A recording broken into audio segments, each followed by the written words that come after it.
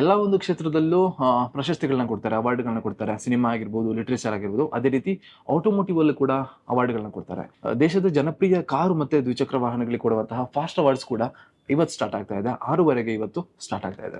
ಇದೇ ವರ್ಷದ 26 ಮತ್ತು 27ನೇ ತಾರೀಕಿಗೆ ಚೆನ್ನೈನ MMRTಯಲ್ಲಿ ಅಂದ್ರೆ ಮದ್ರಾಸ್ ಮೋಟಾರ್ ರೇಸಿಂಗ್ ಟ್ರ್ಯಾಕ್ ಏನಿದೆ, ಅಲ್ಲಿ ಈ ಒಂದು ವರ್ಷದಲ್ಲಿ ನಡೆಯುವಂತಹ ಅಂದ್ರೆ ಇವತ್ತು ನಡೆಯುವಂತಹ ಫಾಸ್ಟ್ ಅವಾರ್ಡ್ ಸಿಗ್ಬೇಕಂತ ಬೈಕ್ ಆಗಿರ್ಬೋದು, ಕಾರ್ ಆಗಿರ್ಬೋದು, ಇವುಗಳನ್ನ ಸೆಲೆಕ್ಟ್ ಮಾಡಲಾಗಿತ್ತು.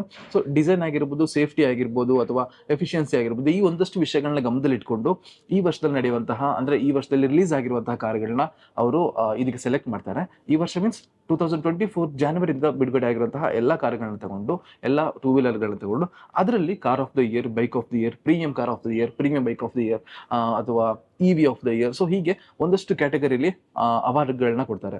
ಇನ್ನೊಂದು ಪ್ರಮುಖವಾದ ವಿಷಯ ಏನು ಅಂದ್ರೆ ಡ್ರೈಸ್ಪಾರ್ಕ್ ಕೂಡ ಇದರ ಅಂಗಸಂಸ್ಥೆ. ಡ್ರೈಸ್ಪಾರ್ಕ್ ಜೊತೆ ಸೇರಿ ಗಿಯರ್ ಆಗಿರ್ಬೋದು, ಕಾರ್ ಬ್ಲಾಗ್ ಆಗಿರ್ಬೋದು, ಗಾಡಿ ವಾಡಿ ಆಗಿರ್ಬೋದು, ಮತ್ತೆ ಪೈಲಟ್ ಆನ್ ವೀಲ್ಸ್, ಸೊ ಹೀಗೆ ಒಂದಷ್ಟು ಸಂಸ್ಥೆಗಳು ಸೇರಿ ಈ ಒಂದು ಅವಾರ್ಡ್ನ ಕೊಡ್ತಾರೆ.